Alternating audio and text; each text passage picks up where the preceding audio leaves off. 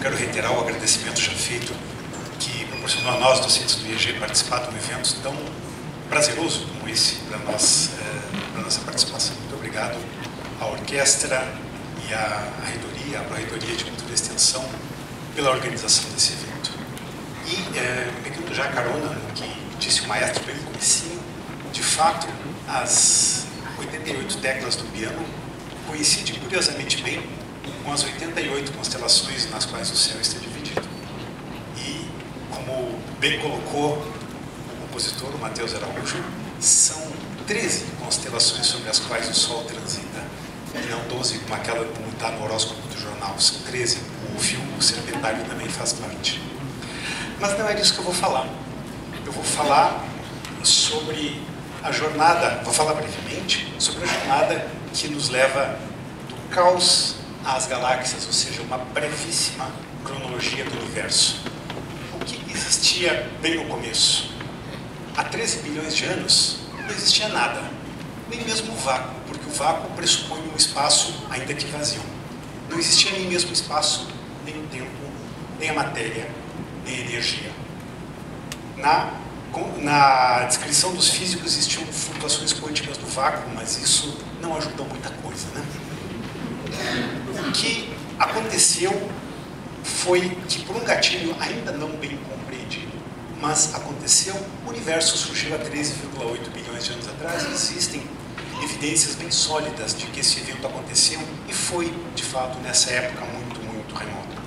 O evento em si é tão complexo que o instante inicial, o tempo a zero, não consegue ser descrito apropriadamente, nem mesmo pela relatividade geral, que é a teoria que nós temos para descrever a estrutura em larga escala e a evolução do universo como um todo. Então, o momento inicial ainda não é bem compreendido, mas ele ocorreu. E em 1/30º de segundo, ou seja, o número 12 casas depois da vírgula, um monte de coisas aconteceu nesse instante inicial muito, muito, muito fugaz. Primeiro, o volume do universo aumentou de forma imensa, muito rápido. Aumentou por um fator 10 elevado a 50, ou seja, o algarismo 1 multiplicado por 50 zeros. Esse nome, tomado da economia, chama-se inflação cósmica. O universo se expandiu de forma muito, muito rápida. Como o aumento gigantesco do volume, a densidade foi diminuindo muito rapidamente também. E essa diminuição da densidade proporcionou o surgimento das partículas elementares. A partir da energia pura surgiram as partículas, surgiu a massa. Lá bem embaixo, né, está aquele E igual a mc ao quadrado, aquela equaçãozinha lá da relatividade geral, que diz que matéria e energia são iguais, ponderadas aí por um fator de ponderação que é a velocidade da luz representado por C. Mas a partir da energia pura foram surgindo a matéria, foi surgindo a matéria. Ou seja, como está mostrado ali naquela flechinha lá bem de baixo, bem no instante inicial, o universo surgiu a partir do nada, inflou-se subitamente e começaram lentamente a surgir as partículas elementares. No primeiro segundo, também um monte de coisas aconteceram de forma muito fugaz e importante. E a forma como o universo é hoje é resultante desses instantes iniciais tão remotos. Em 1/1000º de segundo, o universo já tinha se esfriado o suficiente para que os quarks fossem formados. Os quarks são partículas elementares das quais se formam os nêutrons e os prótons, a parte mais pesada da matéria, os núcleos dos átomos. E, à medida que o tempo foi transcorrendo, com um segundo de duração, o universo já tinha esfriado o suficiente para que as partículas leves, como os elétrons, também fossem surgindo. Tudo aconteceu muito rápido. Então, primeiro surgiram as partículas elementares, depois os prótons e os nêutrons, depois os elétrons, os neutrinos. Tudo isso nos instantes iniciais muito, muito rápidos, muito, muito fugazes do universo. E nos primeiros 20 minutos, conformam o universo como ele é hoje, em termos da sua composição.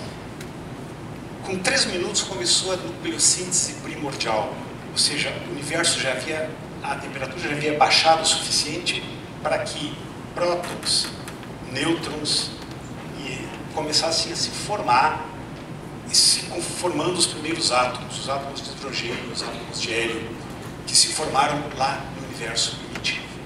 Isso aconteceu, então, nos primeiros minutos após o surgimento do universo. E a nucleossíntese primordial terminou com 20 minutos. Quando o universo tinha apenas 20 minutos de idade, toda a nucleossíntese primordial já tinha sido feita. Os átomos de hidrogênio e hélio, que tem grande abundância por aí, foram formados lá naquela época remota. Hélio é aquele gás leve, aquele gás que o vendedor de balão lá no parque enche o balão, que a gente compra aquele balão que quando a gente solta, ele sobe, né? Ele é de hélio. Aquele hélio daquele balãozinho lá que o vendedor vende por R$2, não sei, foi fabricado há 13,8 bilhões de anos atrás no universo primitivo. O tempo foi transcorrendo, então a nucleossíntese primordial terminou lá no universo, quando o universo tinha minutos de idade. As coisas continuaram acontecendo, e tem um atraso aqui, como vocês já perceberam, né? Até que, com mais ou menos 70 mil anos após esse instante inicial, o universo entrou na chamada Era da Matéria, onde estamos hoje. Antes o universo era dominantemente energia, fótons, luz, em todos os seus comprimentos de onda. Não só aquela luz que os nossos olhos veem, mas a ultravioleta, os raios X, os raios gama, luz. A partir de mais ou menos 70 mil anos, a matéria já predominava. Passamos de um universo de energia para um universo de matéria.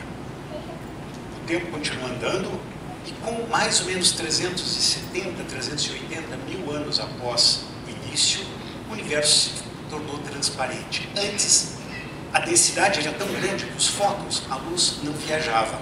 A partir de mais ou menos 370 mil anos, os fótons passaram a viajar pelo universo. Foi possível, então, ver, entre aspas, a grandes distâncias no universo, que antes era impossível.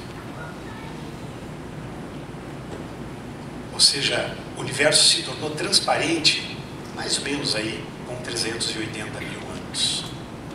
A história segue, as grandes estruturas começaram a se formar posteriormente. O universo primitivo era caótico, era uma espécie de sopa de partículas elementares, de luz, ou seja, fótons, né?